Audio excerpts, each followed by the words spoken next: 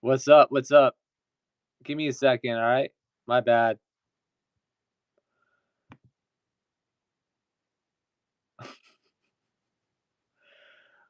What's good, everyone?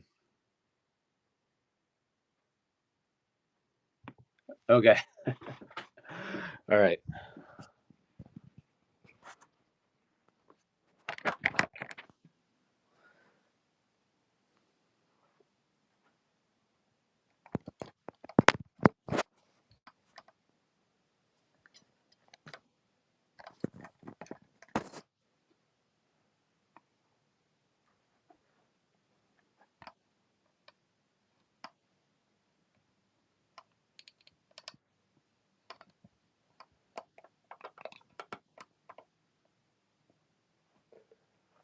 What's up? What's up?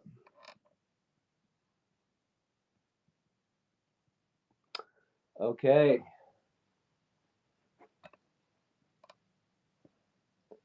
All right. All right. Here. All right.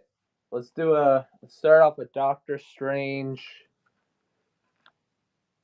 173. Okay. It's in fine condition from 1968. Dormammu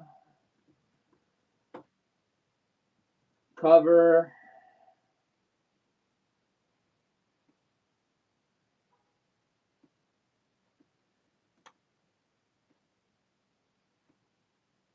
Run it for, let's see. We'll run it for 25.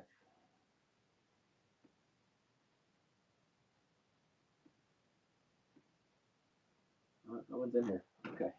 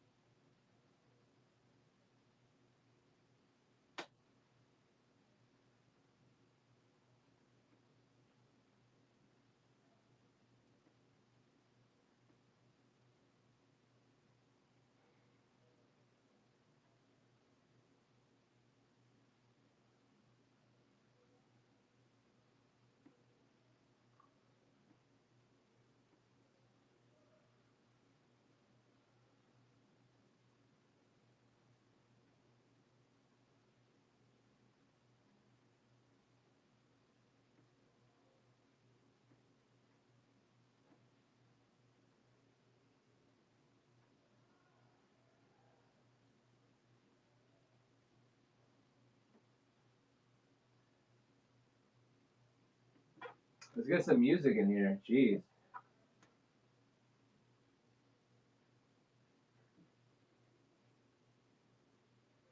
My husband, we have to find mine. And this is cool because once they locate mine, it's in the middle of this massive prison break where guards are being beaten up and different things like that. And we end up finding out that mine was putting on somewhat of a show in the sense that where a couple of prisoners consider him to be sort of nonsense, the fact that he never talks. When Rorschach and Marionette show up, Marionette makes the case, well, this is just part of Mime's show. Just wait and watch. And Mime basically responds by just killing all these prisoners. But the reason why I say these are characters that Johns put in here intentionally was because during New York Comic Con, Johns had basically said these are versions of Punch and Julie. Now, Punch and Julie are old Charlton comic characters, and they made their appearance back in Captain Atom number 85 in 1967. Now, of course, we talked about Charlton Comics before, one of a myriad of comic book publishers, really from like the 1940s going into the 1960s. The problem was by the time the 1970s and 80s came around, Charlton just wasn't able to stay afloat anymore. And so DC had basically purchased up a lot of the characters that they had and then rolled those characters into DC itself. This is where we got Blue Beetle, different things like that. But Punch and Julie were basically just these nonsensical characters. They were characters where they basically found some alien technology. They ran a puppet show called Punch and Judy, and the whole thing was that when they became criminals, they started calling themselves Punch and Julie, and that was really it. Most recently in DC Rebirth, they were part of I Am Bane, where Batman broke into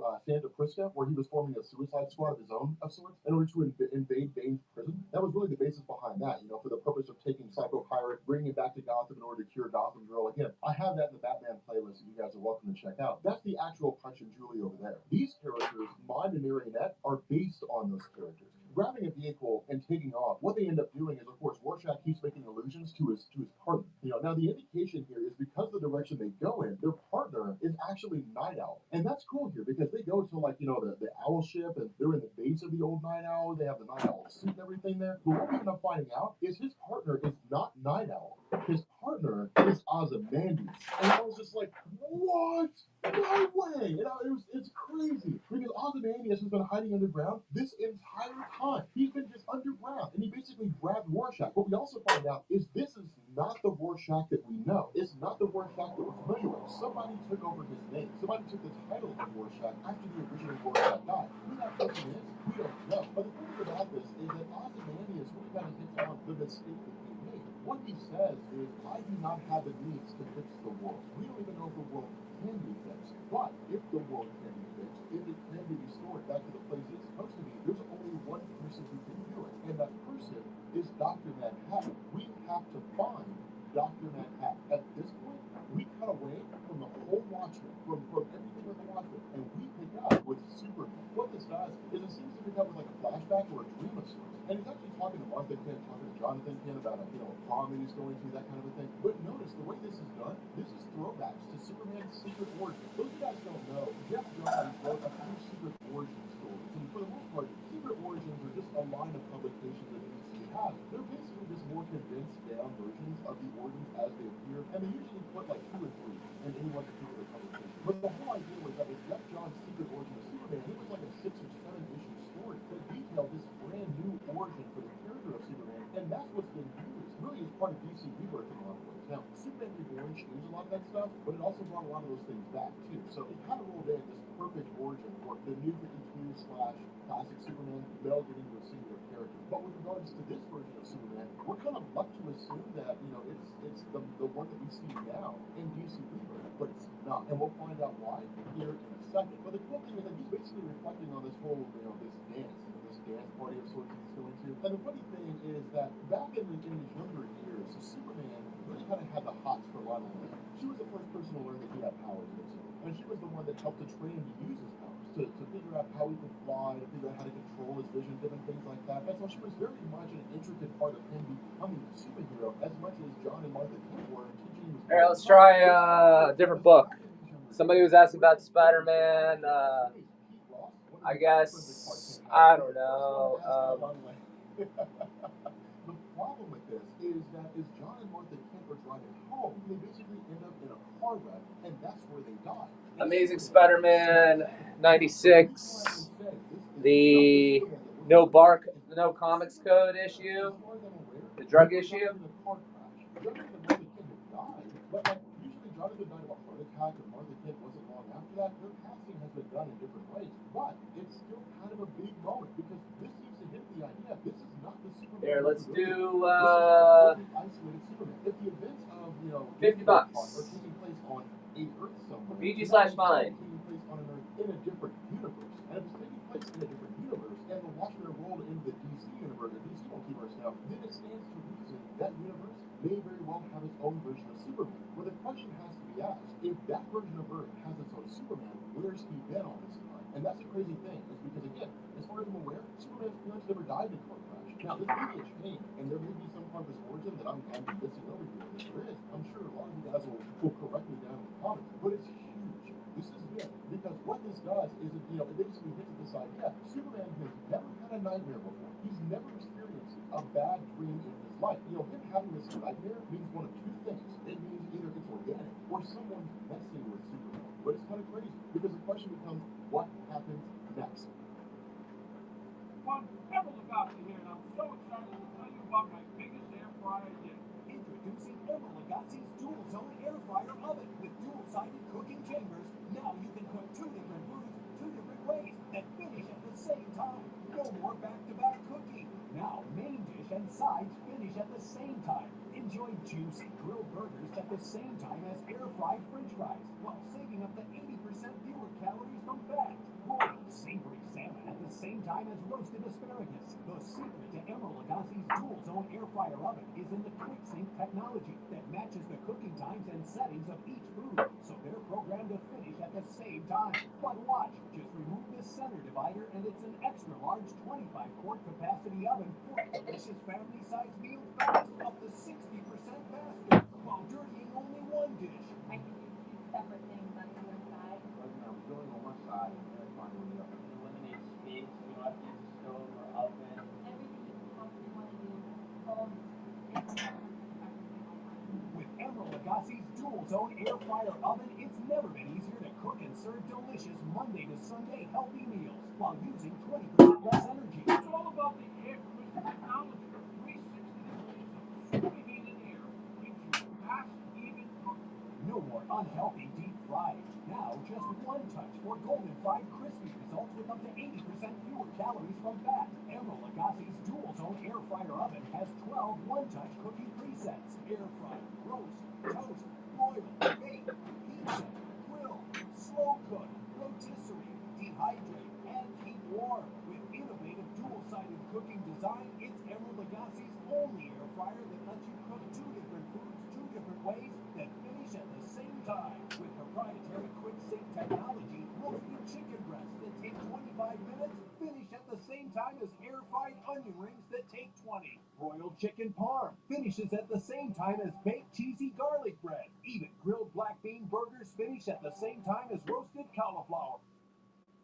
So we are picking up with Doomsday Clock Part 2. And really, in order to keep from, like, spoiling the events of the Watchmen, because I know that while the story is, like, 50 years old, or 40 years old, or something crazy like that, a lot of people never read it. I mean, they saw the movie, but they never actually read the comic. So in order to keep from spoiling the end of the comic, we're not going to go too deep into what the aftermath of the comic is, or at least what happened at the end of the comic. What we will say is that with regards to where Doomsday Clock picked up, it basically picked up with the end of the world, the fact that everything had come crumbling down. And so really this deals with, like, these last vestiges, these last moments. But for reasons that were never really explained to us, Ozymandias had gone as far as to basically recruit the characters of Marionette and Mime. Now remember, Marionette and Mime were in a lot of ways not really Joker characters, but characters that were kind of like homages to Jokers. Now in truth, the way they're kind of being depicted here, it's almost like they're more of a Joker-Harley Quinn relationship, in the sense that I would say Joker would be more like Marionette, and Harley Quinn might be more like Mime. But we didn't really know why Ozymandias wanted them so much.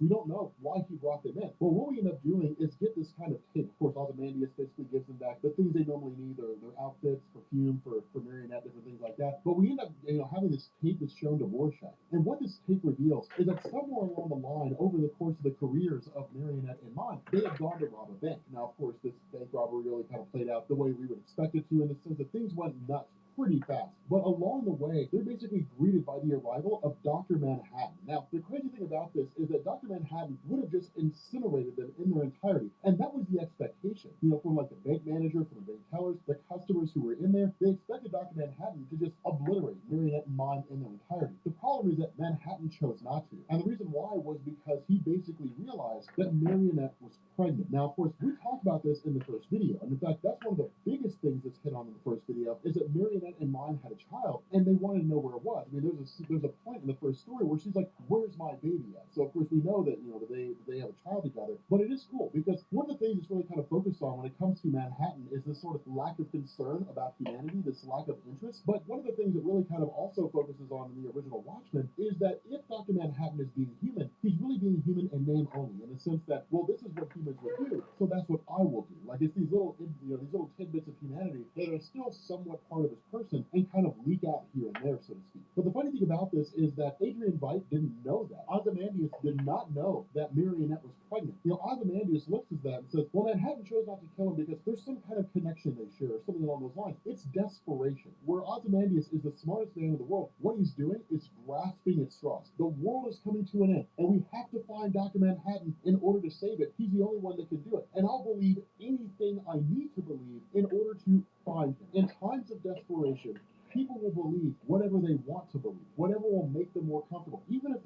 system defies all forms of logic, if it defies all forms of evidence, they will move those facts aside and they will replace those facts with their own opinions because it makes them feel better about the reality of the situation. That's the nature of things. Now, the other thing about this is that Ozymandias also came to the realization that Dr. Manhattan glowing blue is just a byproduct of electrons escaping his body, but what it does is it leaves a trail. And so the argument of Ozymandias is they can literally follow it like breadcrumbs, and they can find out where it is that Manhattan went to. Because with Ozymandias' explorations and his, investigations, he's found nothing to indicate that Dr. Manhattan has moved to some other place in the universe. In the mind of Ozymandias, he's gone to a different universe, presumably the main DC universe. And so the result is that as these bombs begin crashing down around everyone, we ultimately end up having the